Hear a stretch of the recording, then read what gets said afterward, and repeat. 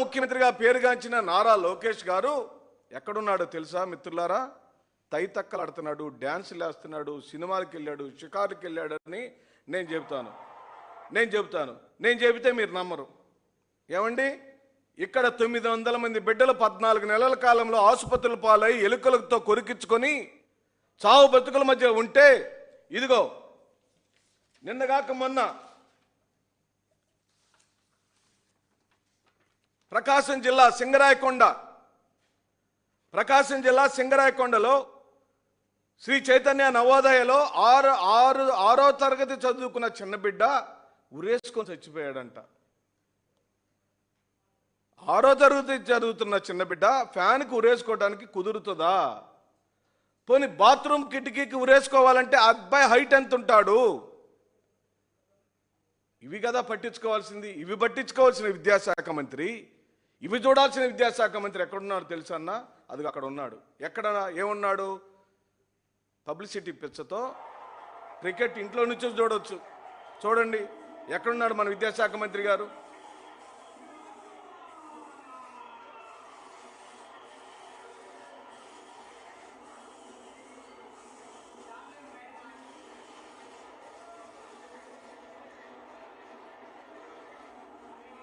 Dance చేస్తున్నాడండి. బిడ్డల్ని ఇక్కడ ఎలుకలతో కొరికిచ్చాడు, అన్నం పెట్టకుండా హింస పెట్టాడు, పాచిపోయిన చట్నీ పెట్టాడు, టీషర్ట్ వేసుకొని డ్యాన్స్ చేస్తున్నాడు. మళ్ళీ మేము ఆయన లోకేషో కాదని అనుకుంటారని టీషర్ట్తో ఆయన పేరుతో ఉన్న ఒక టీషర్ట్ ఉంది.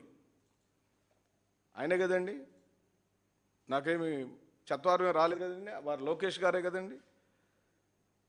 ఆయన సంబంధిత శాఖలో ఆయన పరిధిలోని వ్యవస్థలో ఇంత లోపభూయిష్టంగా పనులు జరుగుతుంటే వాటిని పట్టించుకోకుండా ఈ రోజున వారు విదేశాలకు ప్రత్యేకమైన ఫ్లైట్లో వెళ్ళాడట. ఎవరిని ఉద్ధరించడానికి వెళ్ళాడండి?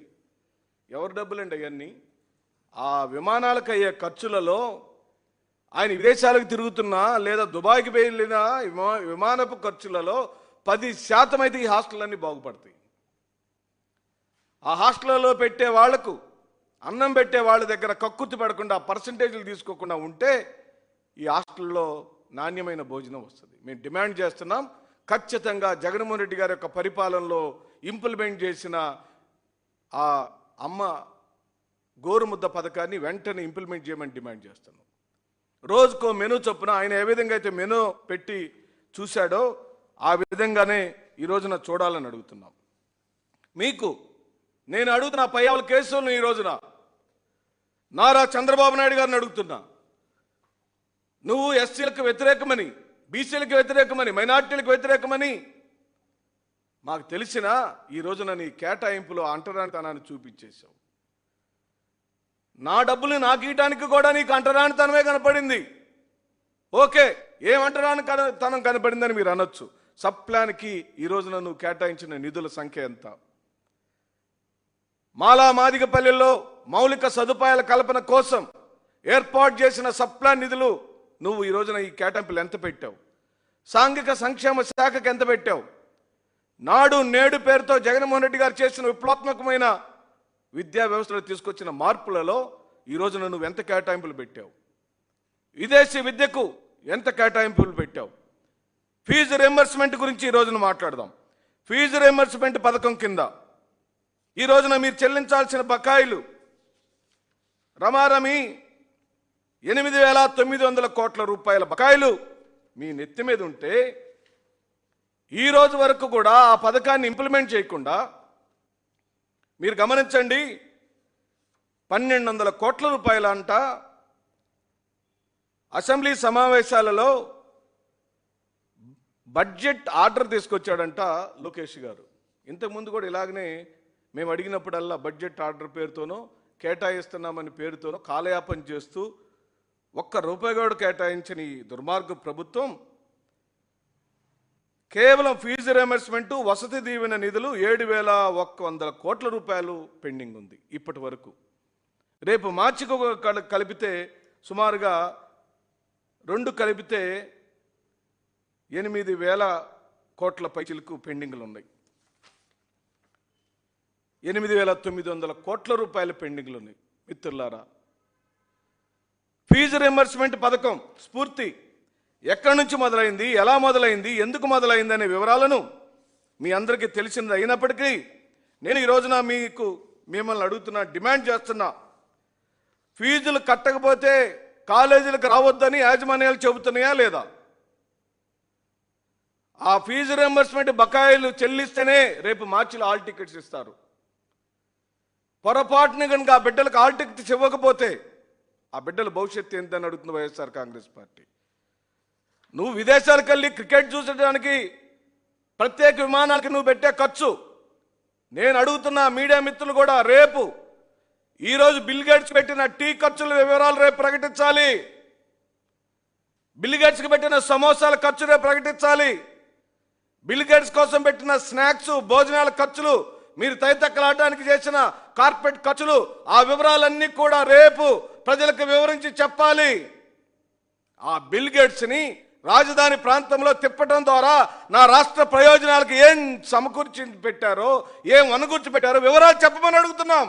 ఎందుకు రావాలి బిల్ గేట్స్? ఇప్పుడు ఏ పని మీద వచ్చాడు? ఆయన వచ్చిన ద్వారా ఈ రాష్ట్రానికి జరుగుతున్న మేళ్ళు ఏమిటి? ఏం ప్రాజెక్ట్ వచ్చింది? ఏం టెక్నాలజీని తీసుకొచ్చాడు ఆయన? ఆ టెక్నాలజీ ద్వారా ఈ ఆంధ్ర రాష్ట్ర ప్రజలకు ఏ మేలు జరుగుతుందో దయచేసి సవివరంగా చెప్పమని అడుగుతున్నాం.